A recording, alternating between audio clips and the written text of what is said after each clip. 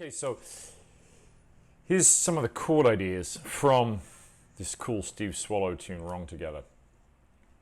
So we're only going to look at playing the chords on certain parts of it. So the melody we could play here.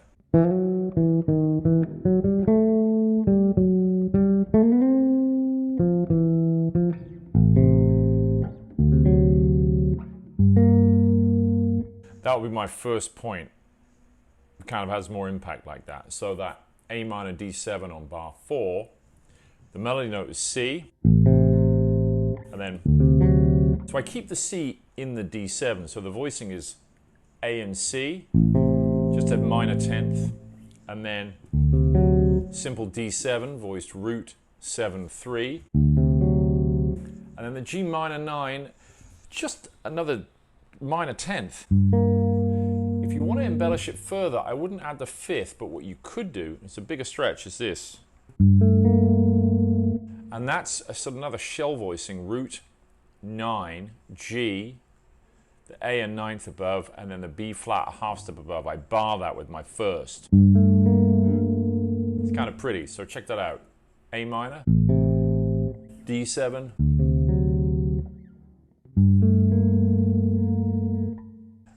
G minor 9, but no 5th in there, no 7, just root 9 and the minor 3rd on top. It's quite pretty, that. And then I'll let that ring.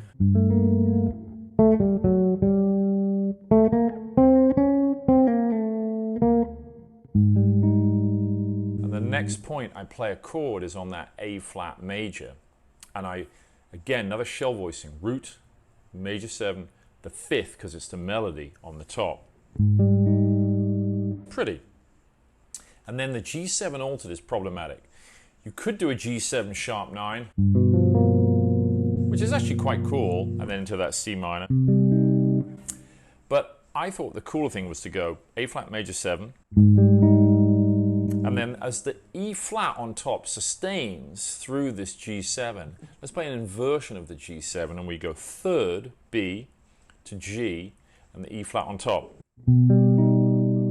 That to me is more tense and it has more of an altered sound. If there was a G underneath that, you'd have root, major 3rd, and that's kind of, it's pretty cool. It's unstable. It wants to resolve to that, to the C minor, and we can now move that E flat down to the D, the 9th of the C minor. So from the A flat, we get this. To the G altered with B in the bass, to C minor 9, but there's really just, it's a C9, this.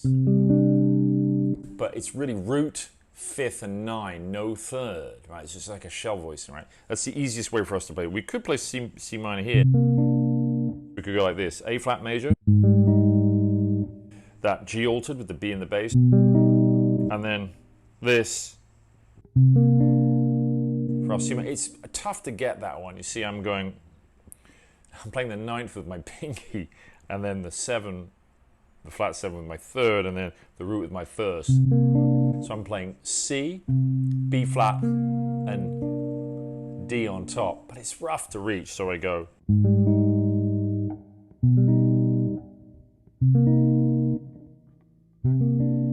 Yeah, it's tough. So I think just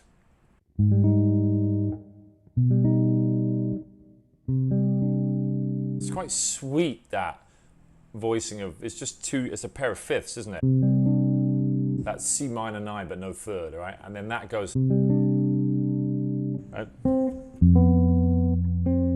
And that F7 sharp 11 flat 9, which is really from half hold diminished.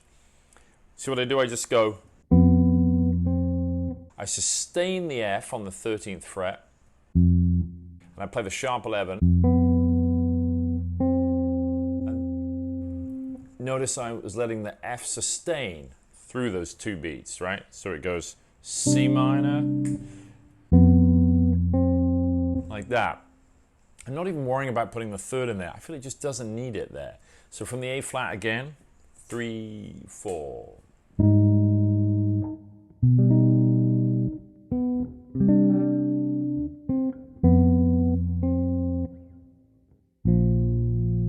Now, on this one, It's a B flat major 7 with that F there. So I have to do this. All right, that's that B flat with an F on top. And now I can play that F stays constant. So now I play an open A, a C sharp, and the F, sharp 5. Yeah, and then I can do a nice kind of rich D minor 9 here. That's root, 5th, 9, flat 7. So from the B flat major, 3rd line.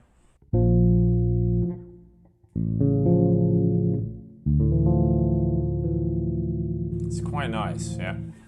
Now, again, I can't sustain that too long because I've got to catch the melody. So I'll go B flat major, A7 altered,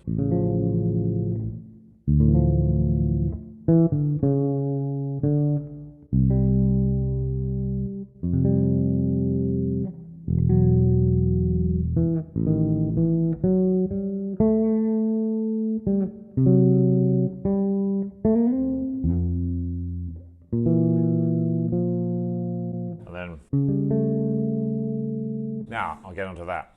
So you can see a lot of the time on those dominant chords where the sharp 11 is, I might not even play a chord there. I might play the root note and the sharp 11. Like that. See, that's quite nice, right?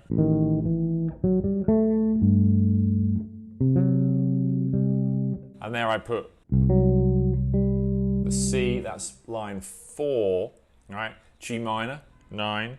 You can just play the root and the 9. Or root 5th and 9. And then same approach as in bar 8, 2nd line. Okay? So we go G minor 9.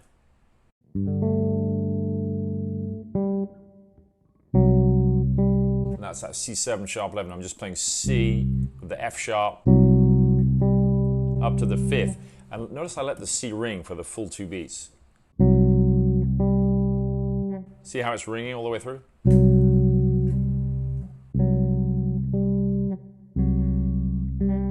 Right? So from that 4th line, then we get to the F major. That's got a C, the 5th in the melody. Remember we did that with the A flat major? We did this. Same voicing.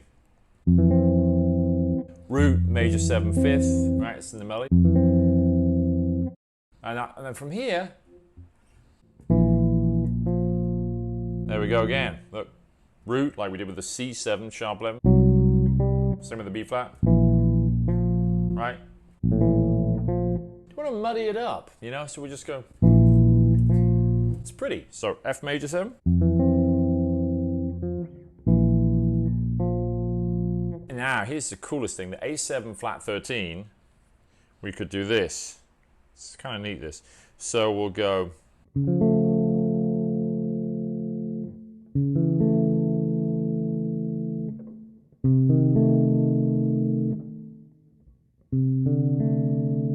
You notice there's a descending line on that penultimate bar of the 4th line. The inner voice goes F, E, E flat, D under the A like this. It goes.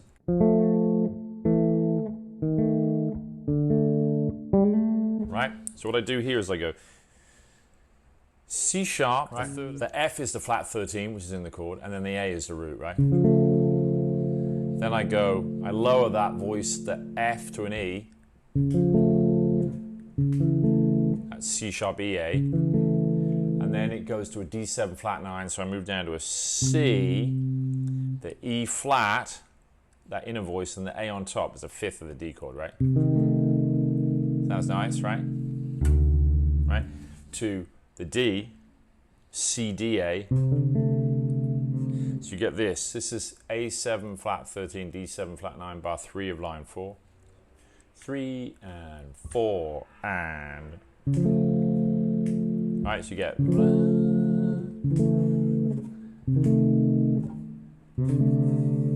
It's quite nice. You hear how it descends?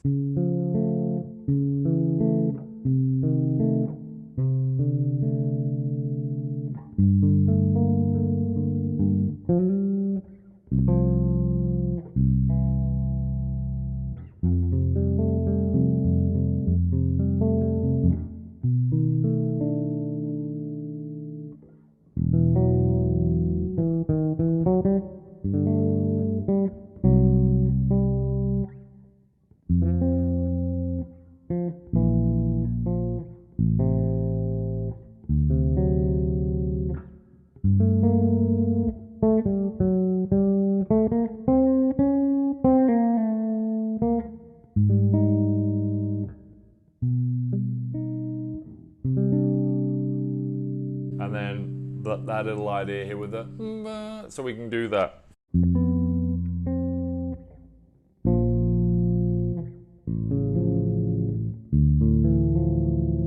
And then our little sharp 11, we can either go,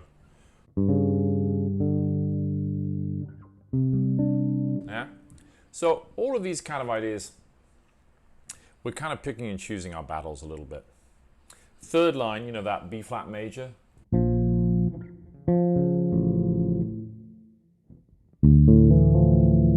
But for the G7, I might not even play. I might just do this. Actually, it's up here, isn't it? So that'd be quite nice. But I can't reach the high E on this bass, so I can go. So, you know, you got to pick your battle on that one if you want to do that. You can get it on the exotic bass. I could bend, I guess, and go.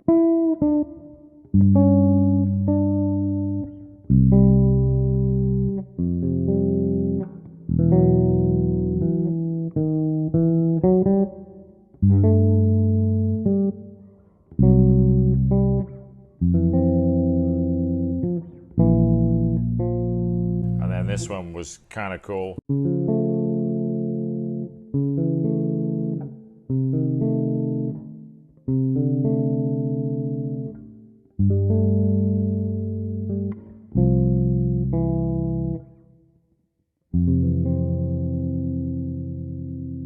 And that F major I did at the end, it's quite pretty. I'm doubling the fifth there. Doesn't seem like that would be a good note to double, but actually sounds nice. Root, fifth, major 7, fifth.